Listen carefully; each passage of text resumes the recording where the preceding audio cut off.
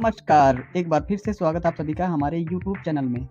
आज का टॉपिक है दोस्तों सिक्किम गठन। आज हम डिस्कशन करेंगे दोस्तों सिक्किम का गठन कब हुआ और सिक्किम भारत में विलय कब किया गया, किसकी सरकार थी और किसके सहयोगी से ये हुआ और सिक्किम पहले कैसा राज्य था, कैसा राज्य नहीं था, उसके बारे में हम लगातार डिस्कशन करेंगे दोस्तों।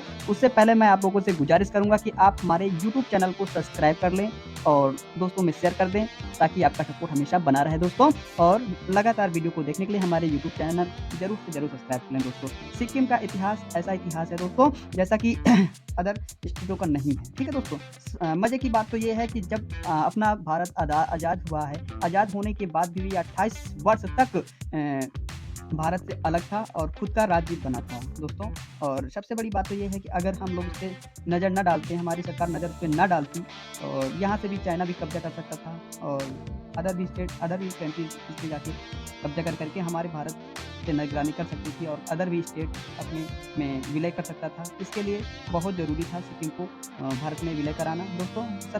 17वीं शताब्दी के ग्याल राजवंश द्वारा एक बौद्ध राजा के रूप में यह सिक्किम राज्य का शुरुआत की गई थी और सन 1947 में भारत का संरक्षित राज्य भी बन गया था। तो आई होप आप लोग समझ गए होंगे दोस्तों। और सन 1975 में जनमत संग्रह के बाद सिक्किम भारत का 22वां राज्य भी बन गया था दोस्तों। इसमें बहुत कड़ी मेहनत करनी पड़ी हमारे योद्धाओं को और हमारे राजनीतिक दलों को और सबसे बड़ी अहम भूमिका हमारी इंदिरा गांधी जी का था और जो उस समय प्राइम मिनिस्टर थे इंडिया की और उन्होंने बहुत तरकीब निकाल के सिक्किम को भारत का एक 22वां राज्य बनाया था दोस्तों।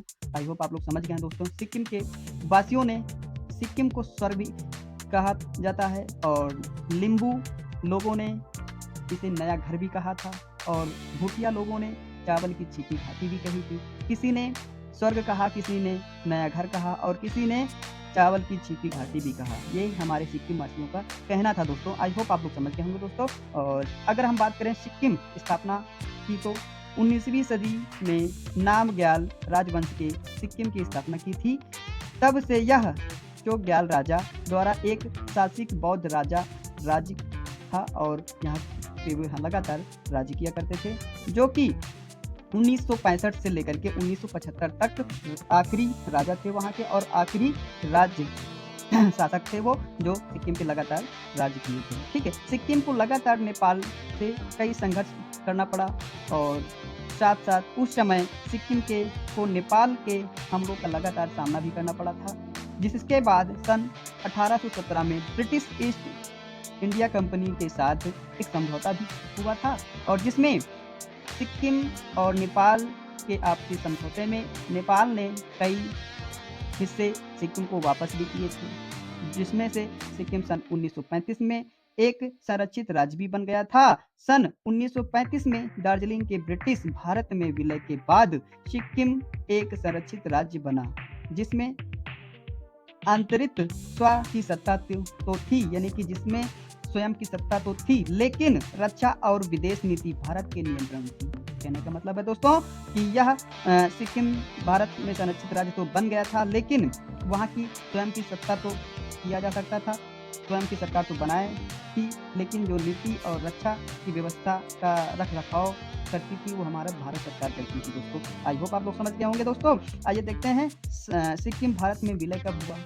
तो यह दौर था सिक्किम की राजनीति उथल पुथल हो रही थी, यानी कि सिक्किम की जो राजनीति थी उस समय उथल पुथल हो रही थी। वह सन था 1973 में और सरकार हमारे भारत में सरकार किसकी थी? इंदिरा गांधी जी की, यानी कांग्रेस की, यानी उस समय हमारी प्राइम मिनिस्टर इंदिरा गांधी जी थी। आइए कांग्रेस पार्टी के समर्थन में भारत में विलय की प्रक्रिया तेजी से हो गई थी। उसके बाद चलते सिक्किम में जनमत करना अनिवार्य हो गया। सन 1975 में भारतीय सेना के हस्तक्षेप के बाद सिक्किम में जनमत संग्रह हुआ जिसमें 97% यानी कि 97% सिक्किम की जनता ने भारत के साथ जुड़ने का पक्ष में मतदान किया था। आई होप आप लोग समझ गए हैं दोस्तों। सिक्किम भारत का पूर्ण राज्य 16 मई 1975 में सिक्किम आधिकारिक तौर पर भारत का 22वां राज्य बन गया। तब भारत की प्राइम मिनिस्टर माननीय इंदिरा गांधी जी थी। आई होप आप लोग समझ गए होंगे दोस्तों। इस तब तक के लिए नमस्कार दोस्तों और मिलते फिर एक नए टॉपिक के साथ नए अंदाज में। जय हिंद दोस्तों।